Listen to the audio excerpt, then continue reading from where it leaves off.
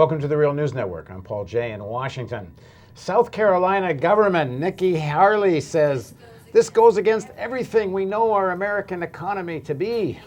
South Carolina Representative Jim DeMint says it's thuggery, something you'd expect a third world country to do, not America. What are they talking about?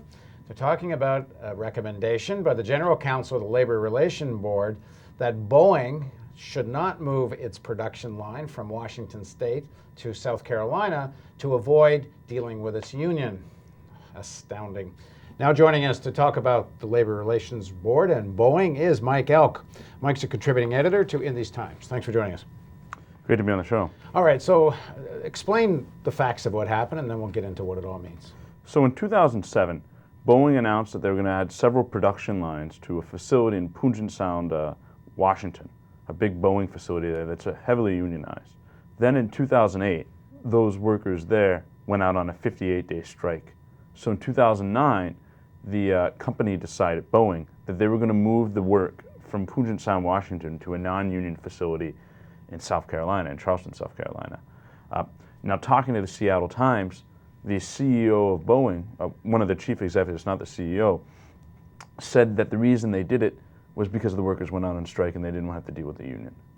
Now, the National Labor Relations Board has ruled, has issued basically the equivalent of an indictment saying that this is illegal. A corporation cannot do this. This is a violation of the National Labor Relations Act by threatening somebody's ability to strike by doing retaliatory things like moving a factory. If workers strike, you are limiting their ability to collectively bargain. Clearly thuggery to tell them they can't. So what is the law on this? I mean, according to the free enterprise system, factories should be able to go wherever they want. What exactly is the legal basis for the Labor Relations Board saying you can't do this? Well, in the 1960s, there was a case, Gissel Packing, a Supreme Court case, where the Supreme Court ruled that there were certain types of speech that employers could not do. That employer does not have a relationship like you and I, two people might have a relationship. That employers have the ability to threaten workers. They have the power of extortion. So there are certain things a corporation can't do. And there's been other legal precedents, cases where companies have threatened to move facilities that the Supreme Court has ruled that was illegal. So now finally, you're seeing a company order, the National Labor Relations Board order the company to move the work back to the union facility, and this is really groundbreaking, and it's a tough enforcement of the National Labor Relations Act. Well, if it holds up, the precedent is enormous. It, for example, could mean to a factory that says, or a plant that says we're going to move to avoid unionization, they could say no. You had a recent situation in Wisconsin where Harley-Davidson and Kohler Plumbing and Mercury Marine said, if you don't give us a better two-tier contract, we're moving. I mean, in theory, the Labor Relations Board decision here could transform labor relations as we know it. Oh, without a doubt. In half of all union organizing drives, the boss threatens to move a factory if the workers unionize. So this is a common tactic. And if you're able to say to a company, hey, you can't threaten your union workers by taking away their jobs, that makes it a much more level playing field for unions to actually negotiate. Now, the right wing is up in arms about this because of that. And the left hasn't quite seemed to rally yet behind the National Labor Relations Board. Now, the Republicans are threatening to defund the Labor Relations Board now because of this. How would that work? Well, it's not exactly clear how it works. It's more of a threat. But Senator Lindsey Graham of South Carolina has put in a bill that would defund this one complaint. This is sort of like, the Labor Relations Board is a quasi-judicial body. It has judges, it has prosecutors. This is like threatening to defund the Supreme Court. You didn't like a Supreme Court case. And it sounds like you're threatening to defund a specific case before the Supreme Court. Is that what you're suggesting? They're talking about defunding this one thing, not defunding their ability. They're going to try to put some rider in some bill saying that they can't pursue this case, that they can't spend their resources pursuing this now, case. The person in the Labor Relations Board that did all this, a guy named Leif Solomon, who's their general counsel, how did he get there? And the Republicans are targeting him particularly. So what is his story? And what seems all of a sudden gives him the backbone to do this? Well, I've profiled Leif Solomon on several occasions. He's the acting general counsel of the NLRB. This is sort of like being the DA or the Matlock of labor relations for the country. He's a career NLRB employee. He's been there for over 35 years. He's worked for both Republican and Democratic counselors. He's been appointed by Republican presidents and appointed by Democratic presidents. He's been there forever. He's a pretty non-controversial pick, and he's not an ideologue.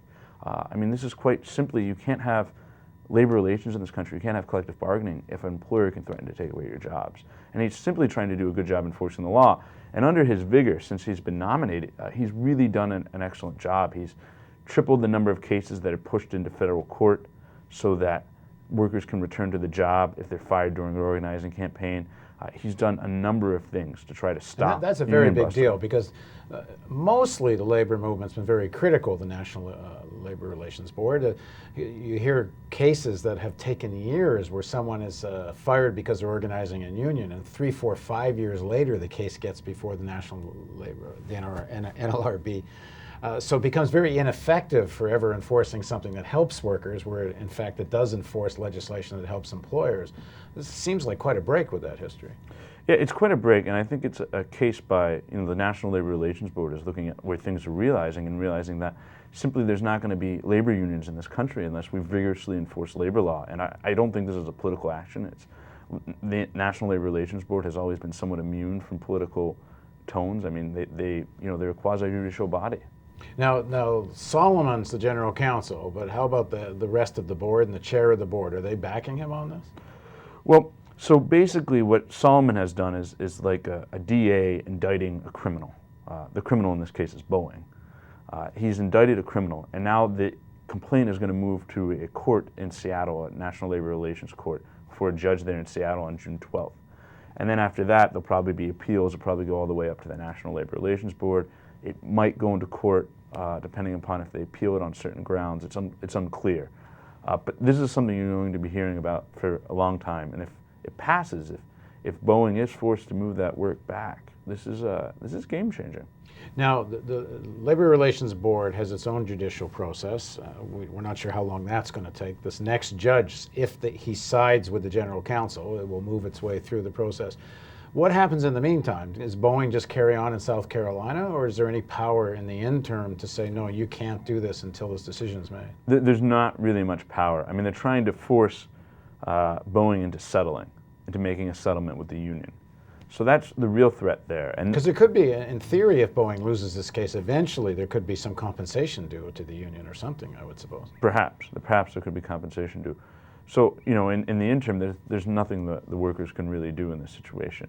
And I mean, what the workers are trying to do is organize that plant in South Carolina, make it a union plant. And Nikki Haley, who's the governor of South Carolina, has vowed to fight this tooth and nail. In fact, she hired a prominent union buster to be the Secretary of Labor.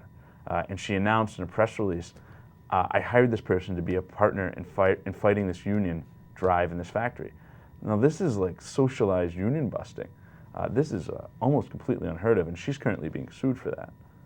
So I think the only thing they can do really is try to organize, and it's going to be a tough battle. Well, it's certainly a battle that you would think everyone had better follow, because the National NLRB, National Labor Relations Board, I'm having trouble spitting that one out, has enormous power over what goes on in places of work across the country. Thanks for joining us. Great to be on the show. Thank you for joining us on the Real News Network.